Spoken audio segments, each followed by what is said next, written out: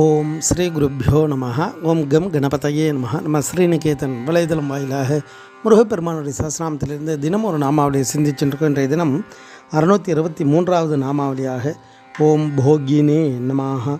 முருகப்பெருமான திவ்ய போகத்தை அனுபவிப்பவருக்கு நமஸ்காரம் அப்படின்னு வருகிறது. அதாவது எல்லா விதமான சுகத்தையும் அனுபவிக்கக்கூடிய வஸ்துவாக அனுபவிக்கக்கூடிய அந்த பாக்கியத்தை கொடுப்பவராக முருகப்பெருமானே இருக்கார் அப்படின்றது இந்த நாமாவளியுடைய தத்துவம்.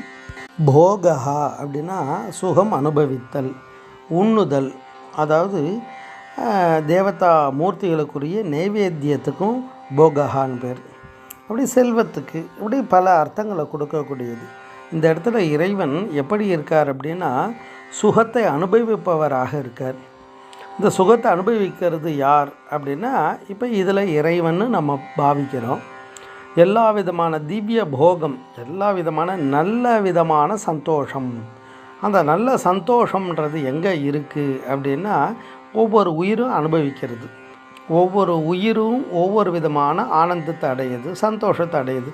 நல்ல விதமான பாக்கியங்களை அடையும் பொழுது அந்த அடைகின்ற சுகமாகவும் அந்த சுகத்துக்கு காரணமாகவும் அந்த சுக வடிவமாகவும் இறைவனே இருக்கார். எல்லாமா அவர்தான். எல்லா உயிர்களும் ஆனந்தத்தை அடைய வேண்டும் என்பதற்காகவே இறைவன் அந்தந்த உயிருக்கு தகுந்த உடம்பை கொடுக்குறார்.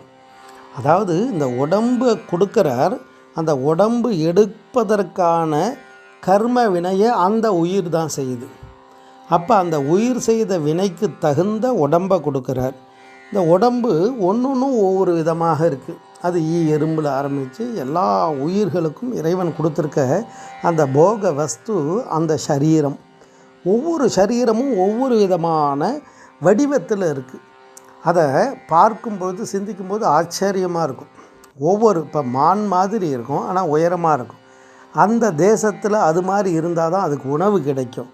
இந்த தேசத்தில் எப்படி இருந்தால் இந்த மான் வடிவமாக இருக்கிறதுக்கு உணவு கிடைக்கும். அதே மான் மாதிரி இருக்கும், ஆனால் அது கழுத்து உயர்ந்து இருக்கும். அந்த தேசத்தில் அது இருக்கும்பொழுது அந்த தேசத்தில் தான் அதுக்கு உணவு கிடைக்கும். அதே மாதிரி பாம்புகள், அந்த ஒவ்வொரு உயிரையும் நினச்சி பார்த்தோன்னா ஆச்சரியமாக இருக்கும். ஒன்றுத்தையும் இறைவன் ஒவ்வொரு உடம்பை அந்தந்த வடிவம், வர்ணம் எல்லாத்தையும் கொடுத்துருக்கார். இதெல்லாம் எதற்காகனா அந்த உயிர் வாழறதுக்காக தான். அப்போ அந்த உயிர் எப்படி வாழும்னா அந்த வினை இருக்கும் வரையிலும் வாழ்ந்தே தீரும். அது சுகமாக இருந்தாலும் துக்கமாக இருந்தாலும் அந்த சரீரத்தை, அந்த பிறப்பை எடுத்து அந்த ஜீவன் அனுபவித்தே தீரும். அந்த அனுபவித்து ஞானத்தை அடைந்து மேலான இறை அருளை அடையணும். அப்போ அது ஒவ்வொரு உயிருமே ஒவ்வொரு ஆனந்தத்தை அடையும். அந்த ஆனந்தம் அப்படின்றது அந்த உடம்புக்கு, அந்த ஆத்மாவுக்கு ஆனந்தம் எப்போ வரும் அப்படின்னா இறைவன் இடத்துல வரும்பொழுது தான் அது மேலான ஆனந்தத்தை அனுபவிக்க முடியும். அப்போ அதை கொடுக்கக்கூடியது ஞானம். அப்போ சின்ன சின்ன விஷயங்களில் ஏற்படக்கூடிய அந்த சந்தோஷங்களும் என்ன ஆகும் அப்படின்னா அதுவும் ஒரு ஞானத்தை கொடுத்து பக்குவப்படுத்தி மேலான ஞானத்தை அதை அழைச்சிட்டு வரும். அப்படி இறைவன் எப்படி இருக்கார்னா திவ்ய போகத்தை அனுபவிப்பவராக இருக்கார். அவர் எல்லா உயிருக்கு உயிராக இருக்கார் அப்படின்றது அதனுடைய தத்துவம். ஓம் போகினே நமஹ. ஸ்ரீ குருப்யோ நமஹ. ஓம் சுப்ரமணியாய நமஹ.